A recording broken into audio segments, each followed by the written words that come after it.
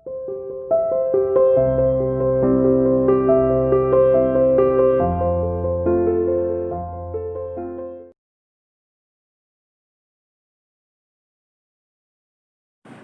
Students, welcome to online classes of Siya international school. अभी देखो 7 chapter हमारा कंप्लीट हो गया है। 7.3 तक करना है, 7.4 आप लोगों को नहीं करनी है, ठीक है। Now moving towards our next chapter, that is probability, chapter number 15, ठीक। अब देखो प्रोबेबिलिटी का मतलब क्या होता है। सबसे पहले तो आपको बता देती हूँ कि ये जो चैप्टर 15 है ये आपके सिलेबस का द ईजीएस्ट चैप्टर है, ठीक है। जितने भी चैप्टर है सबसे ईजी चैप्टर यही है 15 चैप्टर। प्रोबेबिलिटी कुछ भी नहीं है इसके अंदर, बिल्कुल सिंपल सा है, ठीक। देखो प्रोबेबिलिटी का मतलब क्या होता है कि कोई भी इवेंट है उसके होने की कितनी संभावना है या फिर कितनी पॉसिबिलिटी है, उसको हम क्या कहते हैं, प्रोबेबिलिटी, ठीक। इसकी नोटेशन क्या है हमारे पास, P ऑफ E, कि कोई भी इवेंट E है उसके होने की प्रोबेबिलिटी, उसके होने की कितनी पॉसिबिलिटी है, वो हम कैसे फाइंड करते हैं, नंबर ऑफ फेवरेबल आउटकम्स, कि उसके फेवर में कितने आउटकम आए, divide by total number of outcomes, divide by कि वो इवेंट हमारे पास कितनी बार हुआ, ठीक है। जैसे देखो बिल्कुल सिंपल सा एग्जांपल लेते हैं। सपोज करो हमने एक कॉइन को टॉस करा, ठीक।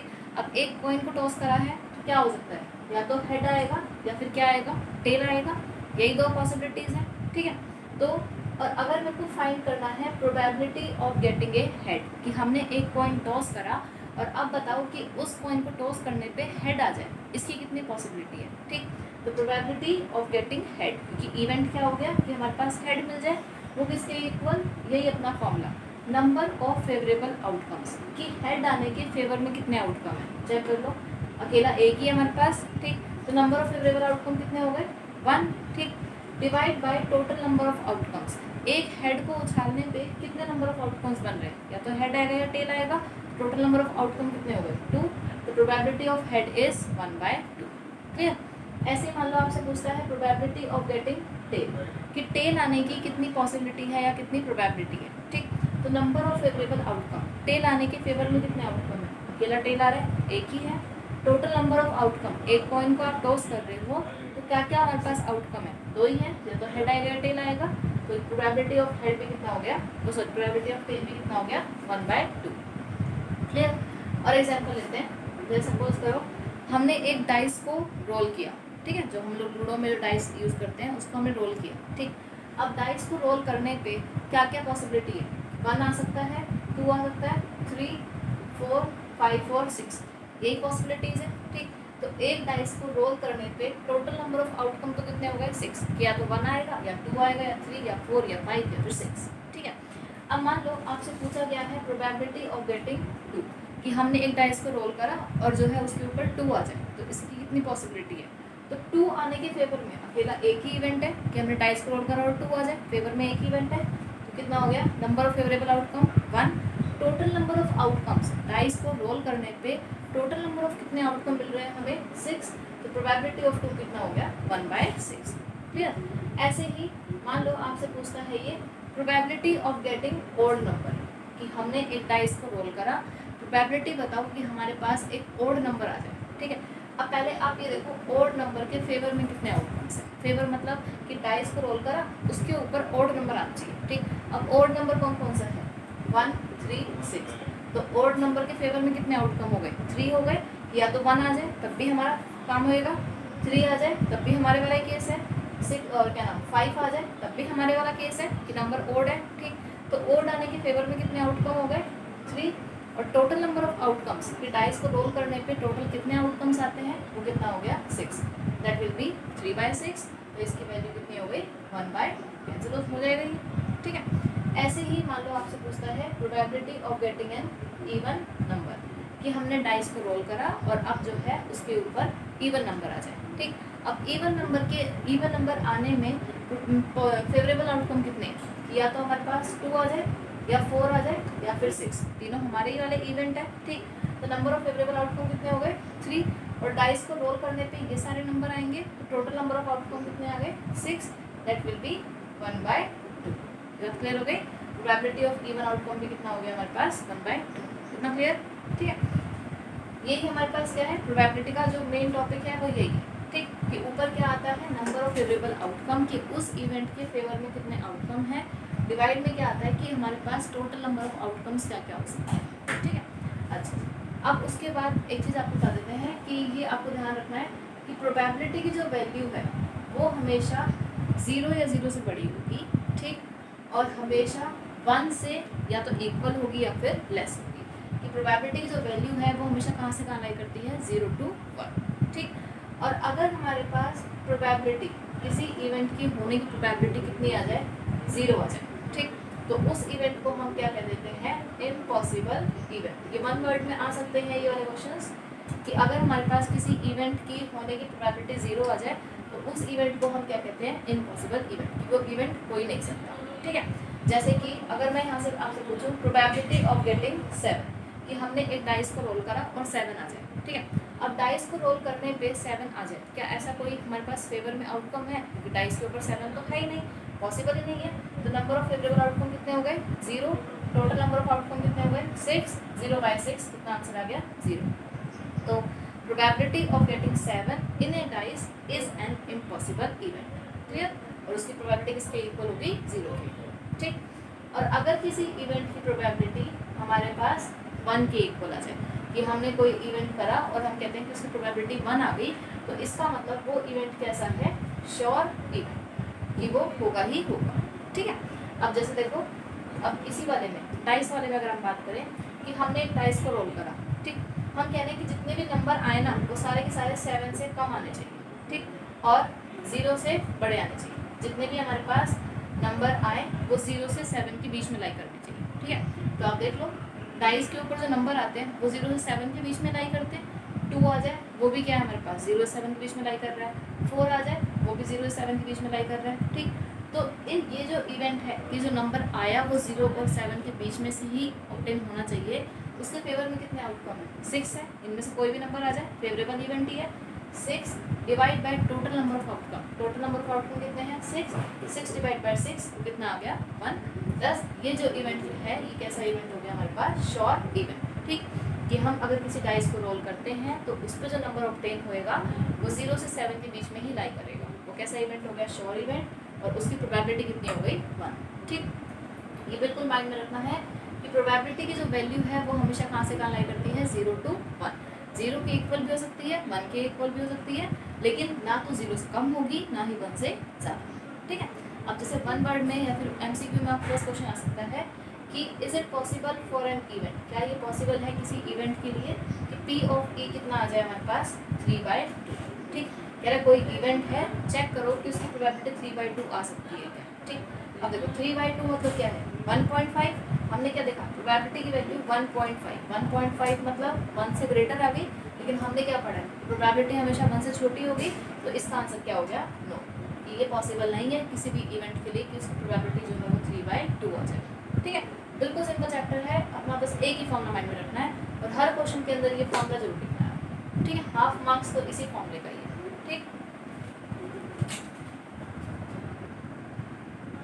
अब इसके अंदर देखो एक और इम्पॉर्टेंट टॉपिक है कि हमने किसी इवेंट के होने की प्रोबेबिलिटी को किससे डिनोट करा, P of E से, ठीक है।